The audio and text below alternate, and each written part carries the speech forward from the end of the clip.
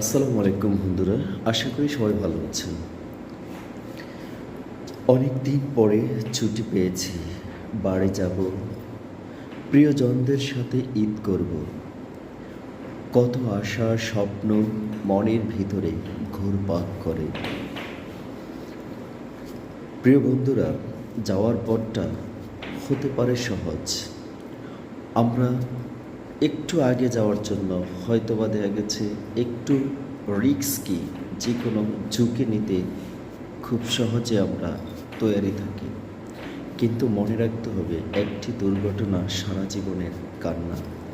আপনি পরিবার পরিজনের সাথে ঈদ করতে যাচ্ছেন, যাওয়ার আগে অবশ্যই আপনার মানিব্যাগ, আপনার প্রয়োজনীয় কাগজপত্র, আপনার কাপড় চোপড় সবগুলো ঠিকমতো আপনি নিয়েছেন কিনা সেটি ভালোভাবে চেক করুন। আপনি যখন রুম থেকে বের হবেন, আপনার রুমের তালাটা এবং আপনার গ্যাসের চুলা এবং আপনার বাসার ফ্যান, লাইট এবং জানালা সেগুলো ভালোভাবে বন্ধ করছেন কিনা অবশ্যই সেগুলো ভালোভাবে চেক দিবেন, যেন আপনার অনুপস্থিতিতে কোনো রকম দুর্ঘটনা না ঘটে। সেজন্য আপনাকে সতর্ক থাকতে হবে।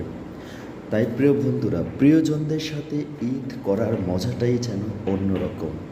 এই অনন্য সময়টাকে আরও বেশি অনন্য করার জন্য অবশ্যই রাস্তাঘাটে চলাফেরার সময় অতিরিক্ত বাসে যাত্রী থাকা সেই বাসে উঠবেন না। অবশ্যই একটু সময় অপেক্ষা করলেও রিল্যাক্সভাবে যাওয়ার চেষ্টা করবে।